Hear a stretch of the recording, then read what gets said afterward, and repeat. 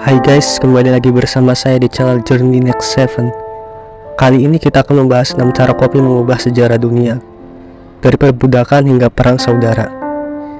Tapi sebelum kita mulai, jangan lupa like dan subscribe, dan tekan tombol lonceng supaya kalian tidak ketinggalan informasi dan video baru. Dan share kepada teman kalian supaya kita sama-sama belajar dan mengetahui ilmu yang semoga bermanfaat. Seperti yang kita ketahui, kopi adalah tanaman hasil pertanian yang dijadikan minuman hasil seduhan. Biji kopi yang telah disangrai dan dihaluskan menjadi bubuk. Kopi merupakan salah satu komoditas di dunia yang dibudidayakan lebih dari 50 negara loh, sampai mendunia hingga saat ini. Menurut sejarahnya di dunia, kopi awalnya merupakan tanaman asli di Ethiopia dan Yaman di kawasan Afrika Timur. Para sufi menggunakan kopi untuk tujuan yang sama seperti yang dilakukan orang-orang saat ini, untuk menyegarkan pikiran.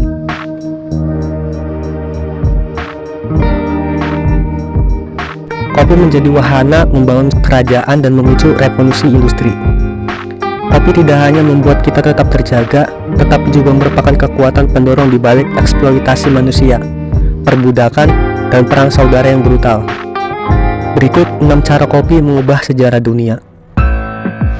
1. Globalisasi kopi membantu memicu perbudakan dalam sejarah dunia. Perdagangan kopi mencapai Eropa pada abad ke-17 setelah menyebar ke timur dekat Afrika Utara dan Mediterania. Ketika kopi menjadi lebih populer, para penguasa Eropa menyadari bahwa mereka bisa menanam kopi mereka sendiri. Tentu saja mereka memanfaatkan petani dan buruh budak di koloni yang jauh, tulis Ivan Roman di halaman sejarah. Pada abad ke-18, Inggris, Spanyol, Prancis, Portugis, dan Belanda menggunakan kopi sebagai salah satu tanaman komersial utama di koloni mereka, dari Indonesia hingga Amerika Latin dan Karibia. Pekerja budak dipaksa menanam kopi di perkebunan kolonial. Koloni Karibia, Perancis, St. Louis pada akhir tahun 1700-an. Dominika menanam 2/3 kopi dunia. Selama revolusi Haiti tahun 1791, perkebunan di pulau itu terbakar dan pemiliknya dibantai. 2. Rumah kopi turut memicu perdebatan publik. Dalam sejarah dunia, kedai kopi pertama kali muncul pada masa Kesultanan Ottoman. Yang tidak minum bisa jalan-jalan dan bergaul. Selama berabad-abad, kedai kopi telah menjadi kunci dalam menciptakan ruang publik di seluruh dunia. Kesultanan Utsmaniyah yang menyebarkan kopi ke seluruh dunia Islam dan Eropa berusaha menutup kedai kopi sejak abad ke-16. Namun, Ottoman menghadapi protes besar-besaran yang pro-kopi, sehingga memaksa mereka untuk dibuka kembali. Kedai kopi adalah satu-satunya tempat umum di mana laki-laki dapat berkumpul dan mendiskusikan berita, agama, politik, dan gosip. Semua itu bisa dilakukan secara bebas dan tanpa pengawasan dari otoritas agama atau negara. Imbuh Roman lagi. Di Eropa, pengunjung kedai kopi mendiskusikan cara menangani perekonomian dan membentuk politik.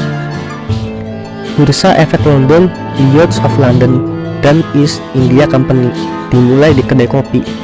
Bahkan di London, kedai kopi dikenal sebagai Universitas Penny. Dengan membayar secangkir, pelanggan mendapat akses ke debat intelektual yang sedang berlangsung. Boston Green Dragon Tavern and Coffee House dikenal sebagai tempat di mana para pemimpin Sons of Liberty bertemu. Di sana mereka menghasilkan menetaskan Boston Tea Party 1773 dan menggerakkan ide-ide revolusioner. Semua itu akhirnya menyebabkan perang Amerika untuk kemerdekaan. 3. Di Amerika Latin, kopi memicu perang saudara yang berdarah. Di Amerika Latin, setelah Perang Dunia II, pengentasan kemiskinan dan eksploitasi tenaga kerja memicu aktivitas komunis regional. Khawatir akan pengaruh Soviet, Amerika Serikat melakukan intervensi di beberapa negara Amerika Tengah. AS juga mendukung kudeta yang memicu perang saudara berdarah. Pertama di Guatemala pada tahun 1954. ketika CIA turun tangan untuk menggulingkan Presiden Jacobo Arbenz Guzman. Didukung oleh Partai Komunis Guatemala, ia terpilih setelah menghadiahkan lebih dari 100 perkebunan kopi yang belum digarap kepada para petani. Para komplotan kudeta mengangkat Presiden sayap kanan Jenderal Carlos Castillo Armas. Presiden baru membatalkan reformasi pertahanan, memulihkan polisi rahasia, dan mengusir petani dari tanah yang mereka miliki. Pembunuhannya 3 tahun kemudian menyebabkan penindasan dan kekerasan berdarah selama 3 dekade oleh preman dan gerilyawan pemerintah. Para elit mempertahankan tanah dan status mereka. Sementara itu, para pekerja terus mengalami perselisihan yang berkepanjangan. Konflik serupa juga terjadi di negara tetangga, Nicaragua dan El Salvador pada tahun 1970-an dan 1980-an. Di El Salvador, junta militer yang didukung Amerika Serikat menghadapi pemberontak sayap kiri yang berupaya menggulingkan pemerintah. Pemerintah pada saat itu mempunyai hubungan dekat dengan para oligarki dan elit kopi. Pasukan kematian sayap kanan Salvador yang dilatih oleh Amerika Serikat bergabung dalam perang saudara dan konflik perdesaan. 50.000 orang tewas selama perang saudara. Ekspor kopi yang menyumbang sebagian besar pendapatan negara merosot tajam. Hampir 1 juta orang telah meninggalkan negara itu. 4. Kopi mendorong industrialisasi dalam sejarah dunia. Ketika revolusi industri Inggris semakin intensif pada abad ke-18, para pekerja mengandalkan kopi untuk bekerja siang dan malam, atau lebih tepatnya kafein di dalamnya. Di Kekaisaran Ottoman, orang menyadari bahwa stimulan dalam kopi meningkatkan energi dan meningkatkan konsentrasi.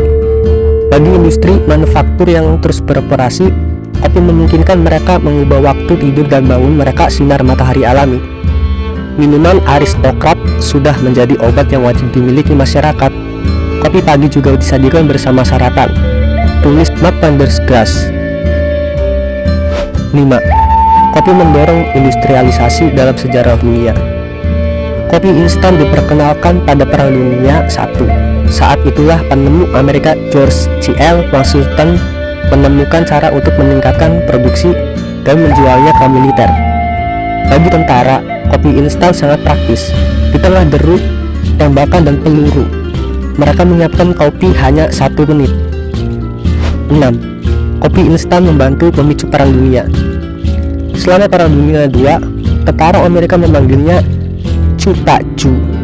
Setelah Amerika Serikat memasuki perang pada tahun 1941, tentara memesan 140.000 kantong biji kopi setiap bulan, 10 kali lipat jumlah yang dipesan tahun sebelumnya.